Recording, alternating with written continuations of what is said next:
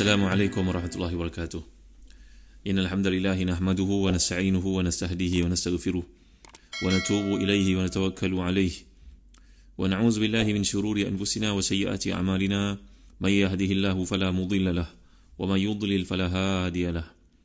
اللهم صل وسلم وبارك على محمد وعلى آل محمد كما صليت وسلمت وباركت على إبراهيم وعلى آل إبراهيم في العالمين إنك حميد مجيد. أما بعد.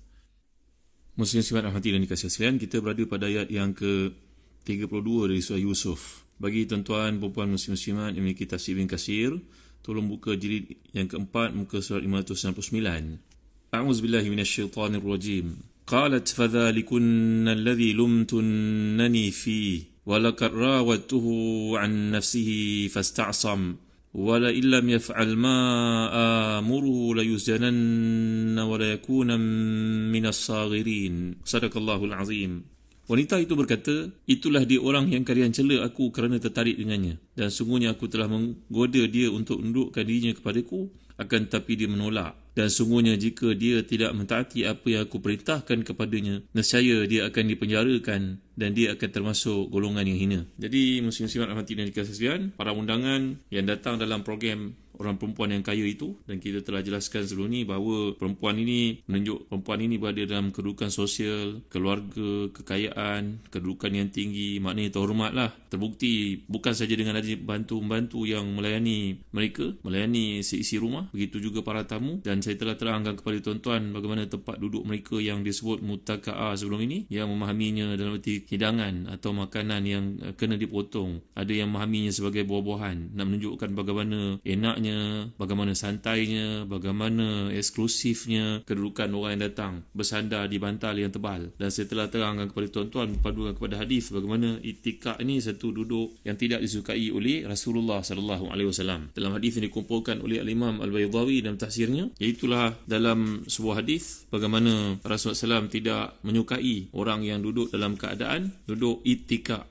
Bagaimana dalam sebuah hadis riwayat Ibn Abi Shaybah dalam musannafnya daripada Jabir bahawa naha Rasulullah SAW an ya'kula rajulu bi shimalihi wa an ya'kula muttaki'a. Dalam hadis ini menunjukkan kepada kita bahawa Nabi SAW larang kita duduk makan bersandar dengan tangan kiri, kerana itu satu duduk yang menampakkan kesombongan. Jadi itulah dia bagaimana nak menunjukkan kekayaan yang dialami oleh orang perempuan ini. Ini satu ujian buatnya. Jadi mereka duduk di atas kursi-kursi bersandar dengan santai, ada meja, tempat menghidangkan makanan. Mereka menggunakan pisau untuk makan, untuk memotong makanan yang dihidangkan. Ini satu cara yang boleh kita lihat dalam keadaan sekarang pun menampakkan kepada satu kekayaan, kedudukan yang tinggi, makan dengan sudu dengan pisau, ataupun dia sudut yang lain walaupun perempuan itu kaya dan memiliki pembantu-pembantu. Tentu saja selain daripada Yusuf AS ini, namun kerana jamuan itu jamuan istimewa dan bertujuan tertentu, maka dia sendiri yang telah menyiapkan, nak menunjukkan pemimpin berjiwa rakyat di sini. Jadi telah juga saya terang kepada tuan dalam ayat yang lalu, perkataan qatta'na diambil perkataan qatta'a yang berarti memotong, yang menunjukkan pemotongan ini berlaku berkali-kali. Demikianlah yang ditulis oleh kebanyakan para ulama tafsir. Dalam tafsir Al-Kasyaf mengatakan bahawa perkataan qatta'na aydiyahuna itu merujuk kepada jarahnaha kama taqul kuntu aqta'u lahma faqata'tu yadi. Seperti contoh yang biasa kita sebut, saya potong daging, terpotong pula tangan. Makna terpotong di sini bukan terpotong jari sampai putus. Maknanya kat situ jarah tuha. Jadi berarti terluka. Jadi dia menggambarkan bagaimana khusyuknya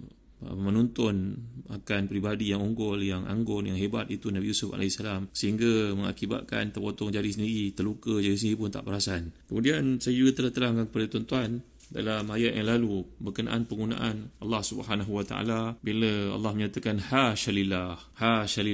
Makna hasyalillah ni iaitu merujuk kepada satu bentuk menyucikan Allah Subhanahu Wa Taala. Dia sebenarnya hasya ilallah, maka dibaca hasyalillah. Macamlah kita baca suqiyan laka, kalau kita lihat dekat tabung ataupun bekas air Zam-Zam yang ada di Mekah itu tulis, Madinah itu tulis suqiyan laka. Maknanya silalah minum, begitulah maksudnya. Jadi perkataan laka yang datang selepas perkataan tersebut merujuk kepada maknanya bebas bagimu, untukmu. Jadi di sini bebas daripada Allah Subhanahu Wa Taala. Bahawa hasyalillah menunjuk kepada dia berada dalam kedudukan masdar, maka bila dibaca demikian bagi menunjukkan bahawa maha suci Allah Subhanahu Wa Taala. Kalaulah dilihat dalam perkataan yang digunakan oleh orang-orang Arab, sebagai contohnya, asa'al qaumu hasya Zaid, hasya Zaidin. Semua orang buat salah, tapi mustahil lah Zaid melakukannya. Begitu maksud hasya ni. Maknanya satu bentuk pengecualian. Mustahil Allah SWT menjadikan ini sebagai manusia. Ini memang satu kejadian yang sungguh ajaib, mengkagumkan. Dan setengah qiraat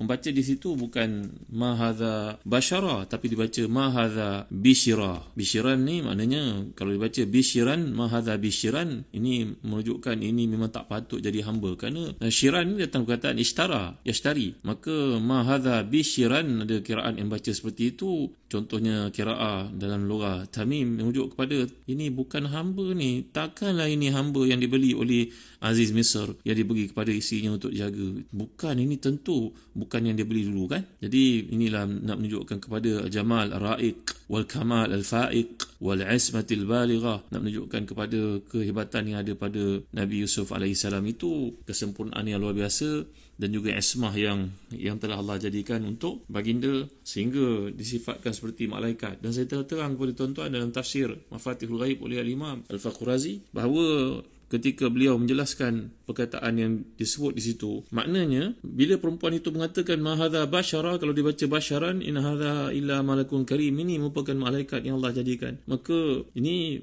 nak menunjukkan kepada kemuliaan kenabian, kedudukan kerasulan dan tanda-tanda kesucian ifahnya, seolah-olah mereka meniadakan syahwat dan sifat kemanusiaan dalam diri Yusuf AS, menetapkan sifatnya suci seperti para malaikat. Kerana saya telah terangkan kepada tuan-tuan, untuk mengatakan bahawa malaikat itu lebih indah ciptaannya dari manusia, itu kurang tepat, kerana Allah sendiri telah menyatakan laqad khalaqnal insana fi ahsani taqwim, kami menjadikan manusia itu dalam rupa yang sangat indah, yang sangat sempurna. Bahkan malaikat datang kepada Nabi SAW pun sebagai contohnya datang dalam rupa para sahabat.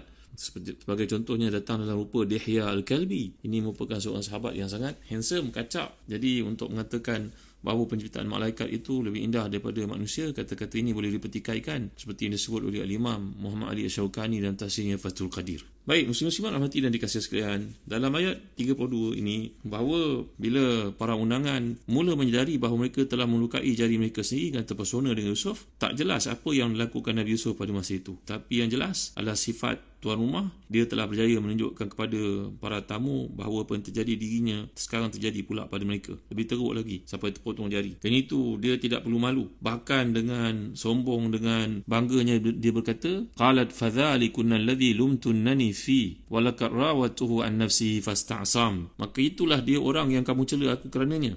Dan sungguhnya aku telah merayunya untuk menundukkan dirinya kepadaku, tetapi dia bersungguh-sungguh berlindung. Demi Tuhan, sungguhnya aku telah merayunya untuk menundukkan dirinya, tapi dia berjaya melindung dirinya, bersungguh-sungguh menolak. Kerana dalam bahasa Arab, kalau kita lihat perkataan yang digunakan oleh Allah SWT di sini, dalam tafsir Kasyaf contohnya, perkataan fasta'sam. Al-isti'sam itu menunjukkan kepada satu bina mubalaghah yadulu ala al-imtina' al-baligh wa at-tahaffuz asy-syadid, ka'annahu fi ismatin wa huwa yajtahidu fil istizada minha. Isti'sam ni dalam tafsir Kasyaf, Zamakhsyari mengatakan bahawa dia merujuk pada satu acuan kata yang merujuk kepada kesungguhan yang luar biasa mempertahankan dirinya, walaupun hakikatnya seorang nabi sudah pun mendapat ismah daripada Allah Subhanahu wa taala. Maka tidak perlu dibimbang, tetapi dia menambah lagi usahanya istizada, maknanya dia bersungguh-sungguh. Macam juga bahasa Arab kalau sebut perkataan fastamsik, istamsaka, ataupun istausa'a, ataupun kalau sebut istajma'a ra'i, itu maknanya semua orang telah berhimpun dan bersungguh-sungguh mempertahankan pendapat yang telah mereka pegang itu.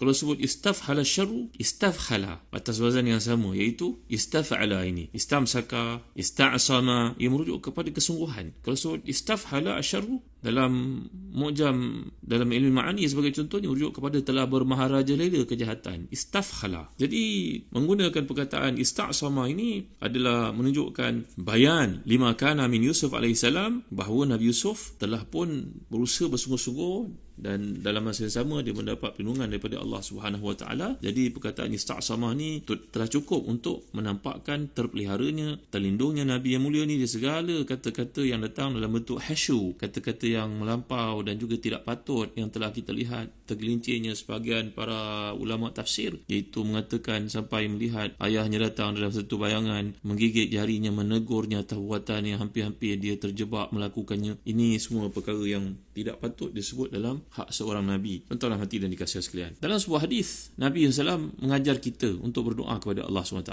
Doa ni saya anjurkan tuan-tuan untuk selalu mengamalkannya, terutamanya pada zaman fitnah menyaksikan di hujung jari pun kita boleh import, boleh melihat macam-macam perkara maksiat, dan tidak mustahil seseorang terjebak melakukannya ketika isteri tidak ada di rumah, ketika isteri sedang bersalin, isteri jauh di kampung, ketika outstation. Amalkan doa ni wahai kaum mukminin yang dirahmati dan dikasihi sekalian. Doa ni merupakan doa yang merupakan hadis yang sahih, riwayat Ahmad, Abu Dawud, Tirmizi, Nasai. Ramai para ulama hadis yang meriwayatkan hadis ini. Anjuran Nabi SAW untuk kita amalkan. Allahumma inni a'udzubika min syarri sam'i wa min syarri basari wa min syarri lisani wa min syarri qalbi wa min syarri maniyati. Allahumma inni a'udzubika min syarri sam'i wa min syarri basari wa min syarri lisani wa min syarri qalbi wa min syarri maniyati. Ya Allah, aku mohon perlindungan kepadamu dari kejahatan pendengaranku, kejahatan penglihatanku, kejahatan lidahku, tergelincirnya lidahku untuk mengungkapkan perkara-perkara haram, dan kemudian aku mohon perlindungan kepadamu kejahatan hatiku terletik padanya perkara-perkara maksiat, wa min syarri maniyati, dan dari kejahatan air maniku. Dalam hadis ini terang Nabi menyebut perkataan maniyati. Setengah para ulama merujuk kepada maksud maniyati ini, mohon kepada Allah juga supaya keturunan kita dilindungi dan kita sendiri pun melihara diri kita dari terjebak dalam perkara-perkara, terjerumus dalam perkara-perkara yang haram. Jadi apa yang berlaku sekarang kita dapat lihat bila Nabi Yusuf ini berdoa kepada Allah SWT, dan Allah telah mengabulkan doanya dalam ayat berikut, dan ini disebut sendiri oleh wanita yang telah pun ditangkap basah oleh suaminya itu, fasta'sam, maknanya dia berusaha bersungguh-sungguh, kerana telah saya terang kepada tuan-tuan, setiap kali bertambahnya sesuatu huruf dalam mana-mana wazan perkataan dalam bahasa Arab, ia merujuk kepada makna yang diperkukuhkan ataupun datang makna yang baru, maka fasta'sam datang dari perkataan asama. Jadi berarti kesungguhannya menolak. Kata Imam Mutawalli Sya'rawi dalam khawatir tafsir Qurannya, bahawa ini berarti kesungguhan dan kesulitan yang dialaminya ketika dia menolak perkara itu. Dan ini membuktikan bahawa kejantanan Nabi Yusuf AS, kalaulah tepat istilah itu digunakan, rujulah, butulah, kesempurnaan iman dia, bahawa dia berusaha membendung, menolak rayuan dengan bersungguh-sungguh. Maka akhirnya wanita ni tanpa malu mengatakan apa yang dapat kita perhatikan ayat 32 ni, wala illam yaf'al ma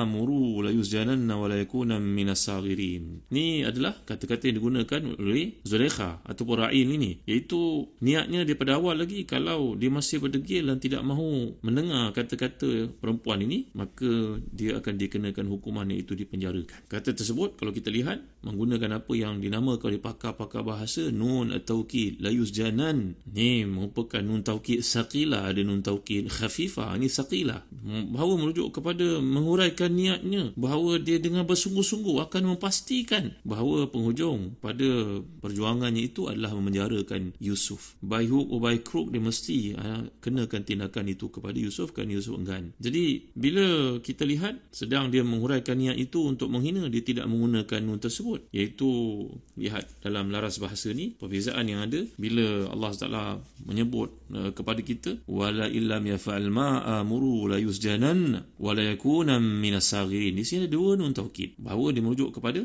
akan dipenjarakan secara pasti, ataupun yang kedua wala yakuna minas saghirin. Ini nun taukid khafifah. Jadi apa yang disebut di sini menunjukkan kepada usahanya yang giat ke arah untuk memenjarakan Yusuf AS. InsyaAllah kita akan lihat dalam kuliah datang. Wallahu a'lam. Sallallahu ala sayyidina Muhammad wa ala alihi wa sahbihi wa sallam. Walhamdulillahirabbil alamin. Wa barakallahu fikum. Wassalamualaikum warahmatullahi wabarakatuh.